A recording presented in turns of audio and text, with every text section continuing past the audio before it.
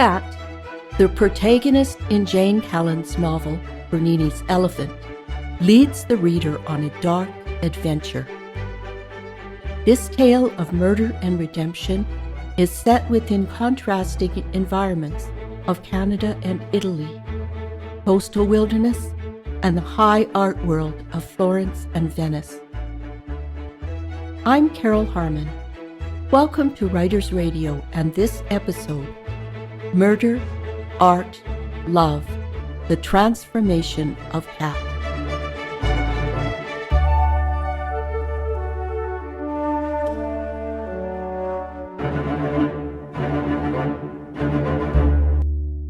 Cat is the principal character in your novel, but she is also a catalyst for others and undergoes great personal change as the novel unfolds.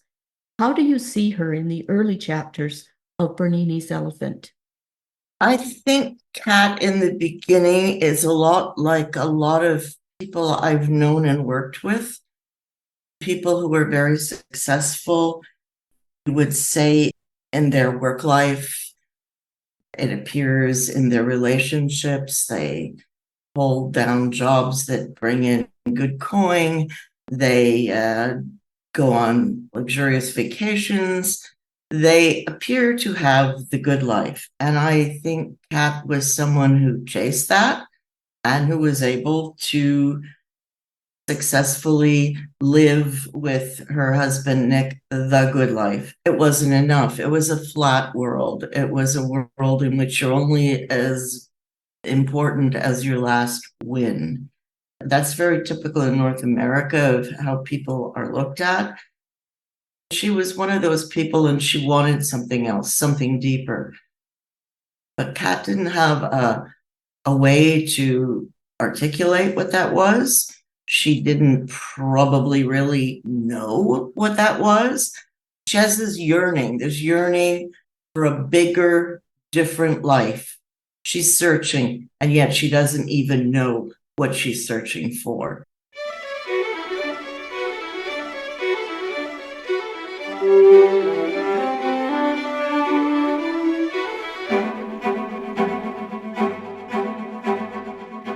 In this first reading from Bernini's Elephant, Kat encounters the first of many situations in the novel which are out of her control and which will change the course of her life.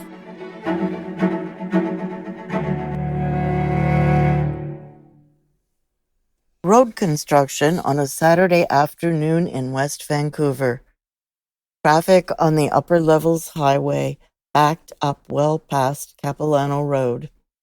It was after 6 by the time Kat fought her way through the detours. Expecting a chilled Pinot Grigio and the twosome fussing over the sautéed fungi, she found instead a deserted house. Greasy fry pans and food-encrusted utensils filled the sink. A carton of Nick's favorite free-range eggs sat open on the counter. Under a small white pebble, she found a note, scrawled in Faith's spidery handwriting. The parking lot at St. Paul's Hospital was full. Kat drove round the neighboring streets in ever larger circles looking for a space. When she reached the entrance to emergency, her head was pounding and her gut roiling. A doctor whose face she cannot recall took her arm and led her to a cubicle, where he insisted she sit down. As she stared at the medical equipment dangling off the opposite wall, she learned that Nick had succumbed en route. After some confusion, she located Faith behind a drawn curtain, keeping vigil over his body. Anguish washed over her as Kat maneuvered Faith out of the way. "My husband, not yours." She held Nick's open hand in her own. Already his was heavier, waxier than human flesh. Whatever electrical spark ignited living beings, Nick's was gone. Her husband's eyes were closed. They would never open again to give her that questioning look she'd come to hate. Leaning over his corpse, Pat whispered into his now deaf ear, "I know I kept you out. I never gave you a chance." Bowing her head, she rested her cheek over his stilled heart. "None of it was your fault, Nicky. It was mine. I'm sorry." Deathcap is the common name of the mushroom that did Nick in. 3 grams of the deadly fungus will kill.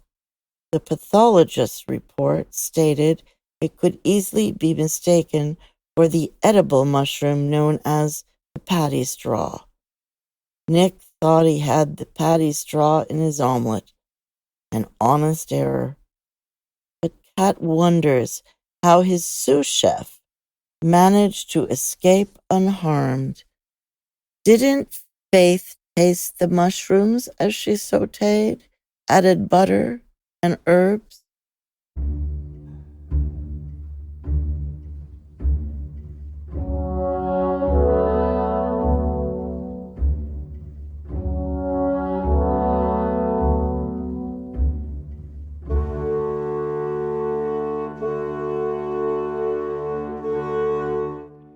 The other major character in your novel is Franco, a young Italian artist. How do Kat and Franco meet? Franco and Kat meet quite by accident. She is in Rome. It's late one evening in the piazza outside the Pantheon. Kat has finished dinner and she is on her way back to her hotel. Kat sees a young man and he is doing an oil painting of the statue and of that little square in the twilight, really, under the street lamps. For Rome, that's very common. You see the street artists and they're painting, and usually they're painting at the end of a work because they're hoping you're going to look at it and purchase it. And that's exactly what happened. Kat looked at this art that Franco was painting and thought there was something to it. She thought it was a postcard perfect rendition of that piazza, and she asks if she can purchase it. She agrees to pay him 75 euros, which is an outrageous amount of money for an unknown artist's simple little drawing. But that's what she agrees to do and take it back with her to the hotel. She learns that he's just come out of school. This is his first commission. His family lives in the Tuscany and they run a winery and a vineyard, but he wants to paint. So he's here under the lamplight painting. And she's very taken up with that and takes the painting up to her room to dry. And he tells her it's going to take 5 days. So she knows she's not leaving Rome yet because it's going to take 5 days to dry Franco's painting. What comes of this budding relationship with Kat and Franco? Well, as Kat watches the paint dry on the elephant, it comes to her that she's very interested in this young man's dream to have this artistic career when, in fact, he clearly comes from a family where a destiny that would be quite comfortable is waiting for him, and he's turning his back on it. And she finds this interesting. She wants to understand what makes him go forward with that. She believes he's talented. She sees his work, and she does have a background in marketing. So she has a sense of graphics, of balance, color, those kinds of things. So she has a certain background to be able to say, yes, I think this is a good painting. So she decides she's going to find him. She ends up going to the Borghese Museum, where a lot of the larger statues of Bernini in Rome, that's where they're located. And yes, there he is. So she finds him, and he doesn't remember her, actually. She has to kind of remind him of who she is. They chat a bit, and she invites him to lunch. Why not? Let's have lunch. It seems like a reasonable way to take some of his time in a socially acceptable manner. It doesn't take long for Kat to realize she would like to help him. He doesn't really have any money supporting this career of his. And she thinks, well, what if I brought him back to Vancouver? What if he went to Emily Carr and studied? Franco, a person with a very open mind to opportunity, since he's got very few when it comes to his art, says yes. And so begins a rather, from Kat's perspective, wild adventure, because this is way outside of anything she would normally do. This is just completely Kat following a whim, following in some ways that desire to find some different, deeper way to exist. After disastrous events in Vancouver, which we won't enumerate because we don't want to give the novel away, Kat sends Franco home to Italy. She leaves her job and moves to Vancouver Island, where she moves from place to place, basically in disguise. Would you comment on her state of mind at this point? Yes, Kat has PTSD, the event that caused Franco to be hustled back to Italy was significant. Kat is traumatized.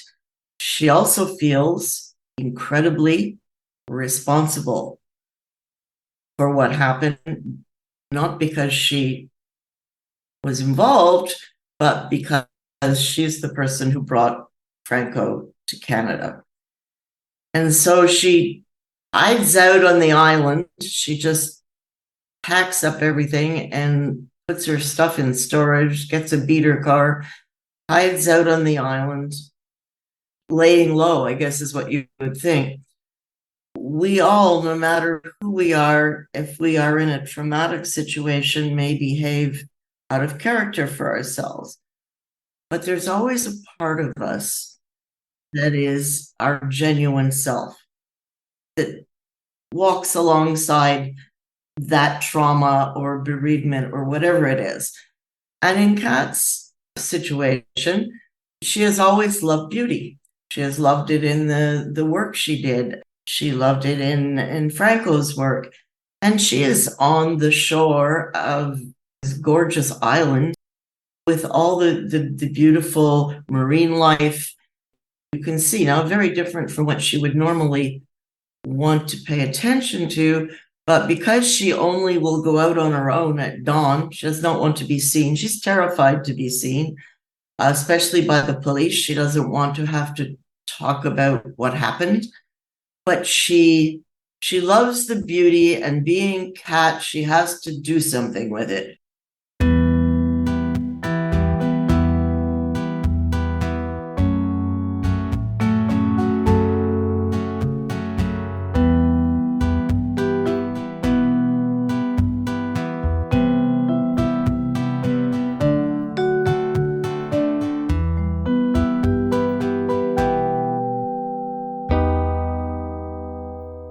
Because of that one act by Franco, she subsists on the edges of society, but this doesn't color her thoughts of him.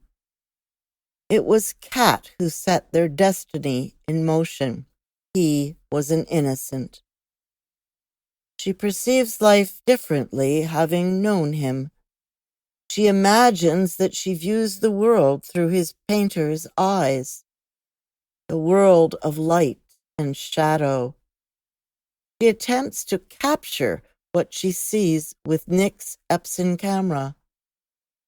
Sometimes she envisions discussing her photos with Franco, teases out what she hoped to reveal and how he might interpret the same vista. Sometimes she looks in the mirror and sees a sinewy old woman.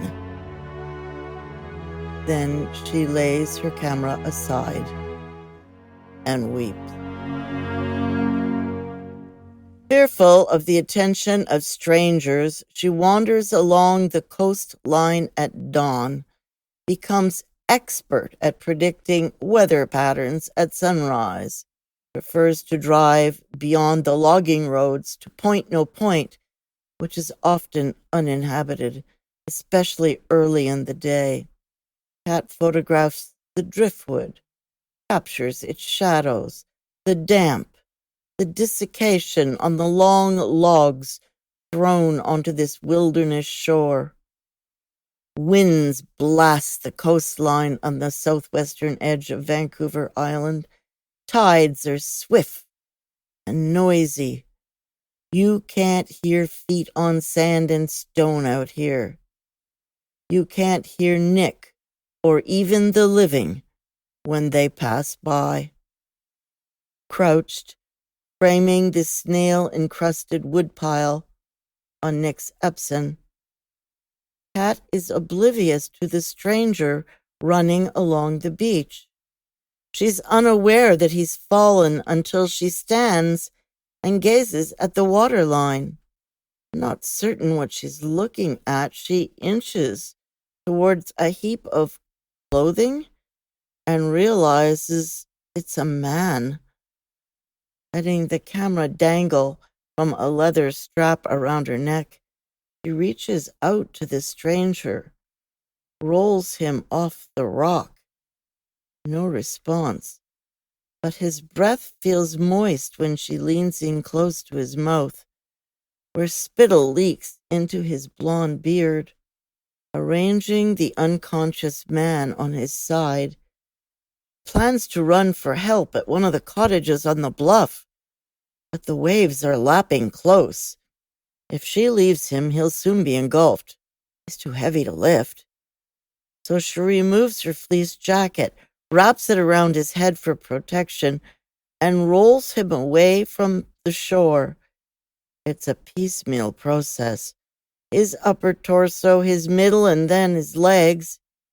He's not a small man, and Kat feels the strain in her back. But she's making more progress than the tide. The camera is in her way, so she flings it further upshore and returns to the stranger. When they reach the spine of the bluff, she unwraps his head. He's unconscious, but he's breathing. Young, mid-30s. The tide's several minutes away, but it thunders forward. Her lower back knots as she reaches down, balls her fleece, and places it under his skull. If the tide comes this far, at least his head is on higher ground. Kat scrambles up the gravel path towards the cottages, yelling for help.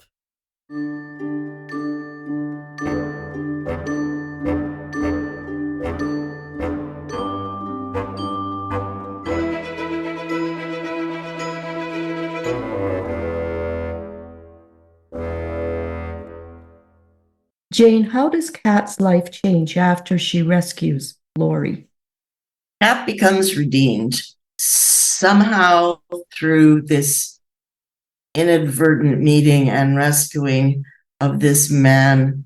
She sees herself differently. She sees how important her work, her photographs are to him because he's a marine biologist. She sees herself reflected in his behavior as someone who isn't guilty of anything, who has done some important photography and who needs to be out there sharing it. And it's a strong enough feeling that she thinks, yes, I could do that. I want to be that person. And so she basically attempts to put the past behind her and start this new life as this photographer and work with Laurie's group in Victoria and basically start a new chapter for herself. Kat's newfound success as an environmental photographer brings her back to Italy as part of a promotional tour for Laurie's environmental organization. Franco sees a poster for one of their events and re-enters her life. Kat's decision to stay in Italy with Franco leads her into the intricacies of the Italian art world.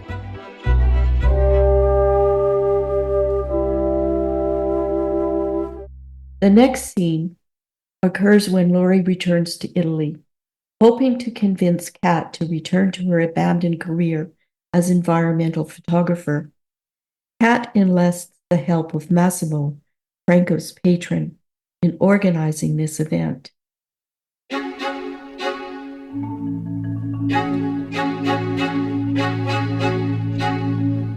The first time we met, I was unconscious. This brings ribald commentary from the Canadians, but leaves Franco and Massimo blank-faced. Laurie shakes his head at his team. Nothing like this bunch imagines. I wasn't drunk. I was literally unconscious. Laurie sets the scene in such detail that Kat finds herself back at point no point. He explains that he wasn't feeling well and thought a run would clear his head. Instead, he had a seizure, fell on a rocky outcropping, and slipped into unconsciousness. Kat can tell you what happened next better than I can. All faces turn to her, but Kat meets only Franco's glance. He remembers an unconscious person and a rock under different circumstances. Kat turns away. Matter of fact, she recounts in a few words how she saved a man's life. She wants to explain how he in turn saved hers, but Laurie interrupts. I wondered why this woman was on such a remote beach at dawn. Imagine my surprise when she showed me her photographs. 4 years of photos catalogued along both the east and west coasts of Vancouver Island, all taken at dawn. He pauses, scans his audience, and asks, do you know how significant that is to our work? Resting his gaze on Kat. An amazing discovery, one I knew needed to be shared with the world. The Canadians already appreciate Kat's photography. Massimo seems to measure the weight of the message. Franco leans towards Kat and kisses her cheek, whispers, Brava! Kat saved my life. The paramedic said if she hadn't moved me to safety and sought help, I would have surely drowned. Laurie strokes his yellow beard and then addresses himself to the Italians. You have an extraordinary woman in your company. I hope you realize that. Raising his wine glass, he gestures to Kat. Safe journey until we meet again, my friend. The painter lowers his head, stares into his empty wine glass, and murmurs, I'm sorry, Kat. Forgive me.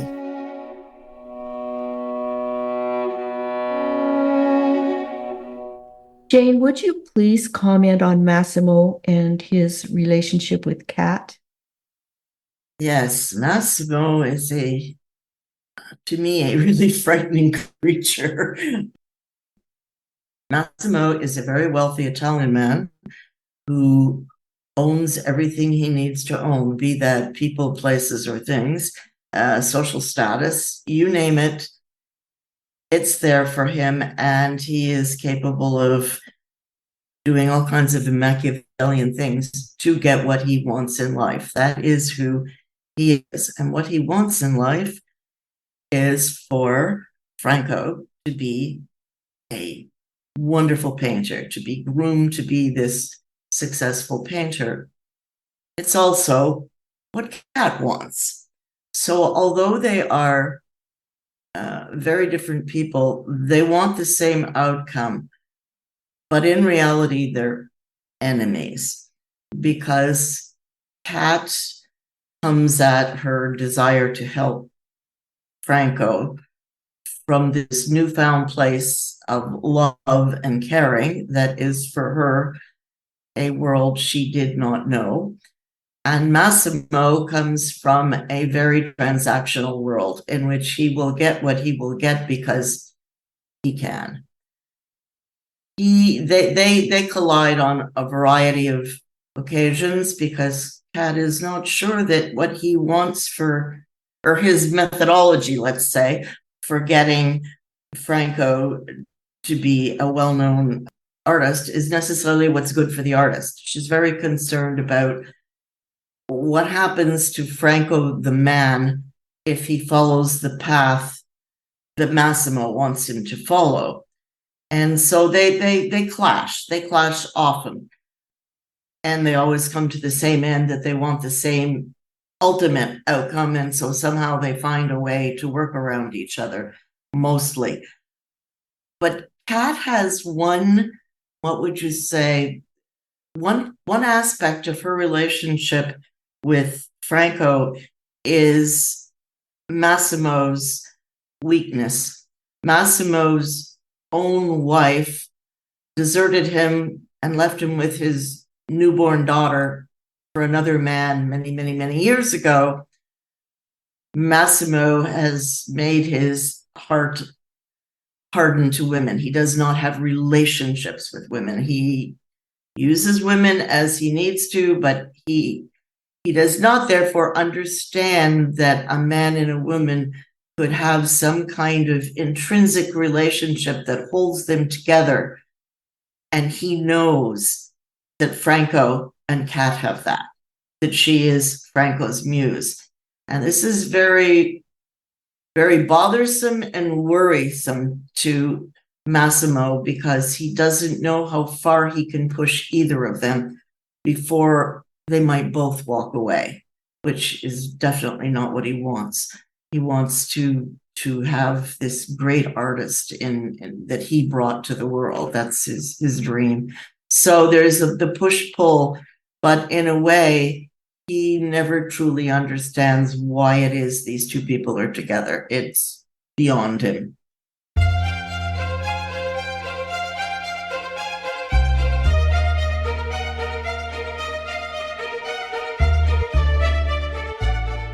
I want you to accompany him to Torcello. He can paint undisturbed by the messiness of domestic life. Of course, you will do whatever it is that makes him content. Something you're very accomplished at, Caterina. Massimo pauses, gulps more wine, and eyes lidded, stares at her through the cigarette haze between them. Franco will see his children and his wife on family occasions. Chiara will have her freedom and her status. To the world, nothing has changed. The waiter refills his glass. Max empties it. He's a man with a thirst.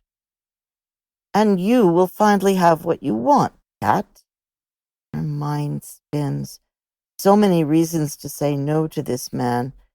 He puts Franco's career ahead of the children's future. He cares not that he's setting his daughter up for a life of empty choices. And what of Franco? What does he want? What sacrifices is he willing to make? I can't be part of this, Max. The choices they make are theirs, not mine. She pushes her full glass away. Time to get out of here, to clear her head. Massimo grabs her forearm and presses it hard on the table. He's hurting her, but Kat senses that to protest is to further provoke him. Listen to me. There's only one decent picture in that whole show, and I've already had serious collectors inquire about it. Do you know which painting that is, Caterina? Kat shakes her head. If not the Madonna, then which one? La Donna El Chiaro di Luna. the Capo Lavora. They're calling it a masterpiece. It's Franco's future, and we both know it's his portrait of you. Don't play coy with me. Flickering candlelight throws shadow on Massimo's face as his grasp tightens, burning her forearm. Help me, Cat. Help Franco fulfill his destiny.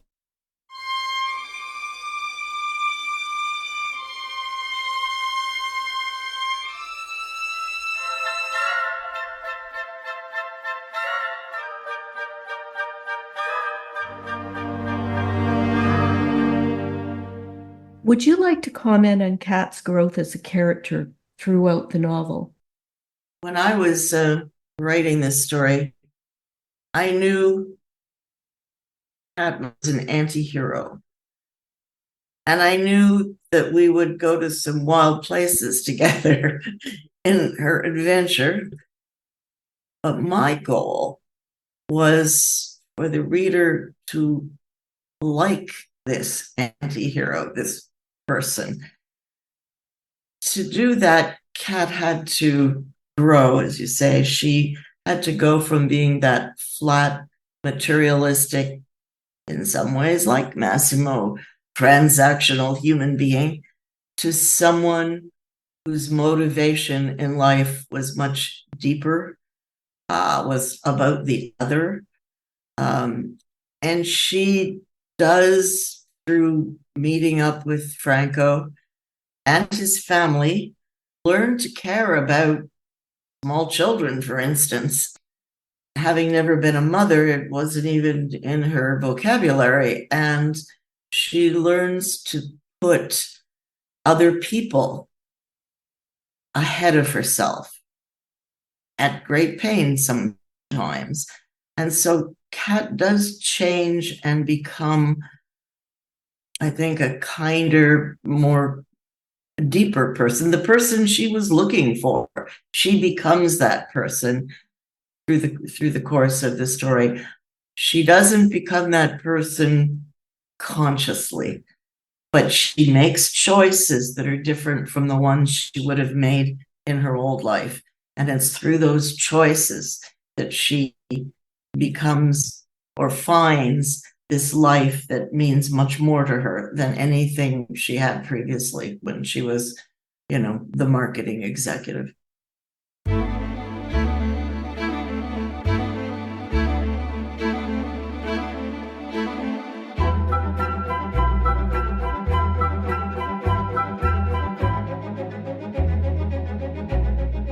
You have been listening to Vancouver novelist Jane Callen read from Bernini's Elephant, which was released in Canada by Guernica Editions in 2023. Order this intriguing novel from your favorite bookstore, library, or online bookseller. This episode is also available as a podcast at writersradio.ca/podcast. or wherever you get your podcast. My thanks to Jane for sharing her work on Writers Radio. My appreciation also to my co-producers, Ingrid Rose, editorial, and Gary Sill, music and technical. And, of course, thanks to you, dear listener. You have been listening to Writers Radio, a non-commercial collaborative project which presents talented writers reading their own work. These stories, essays, and conversations revisit the long tradition of oral storytelling that connects us to the inspiration behind the words. Be sure to check the website, writersradio.ca, to subscribe to our free notifications list. It's also a way of letting the writers know you are there and appreciating their creative work.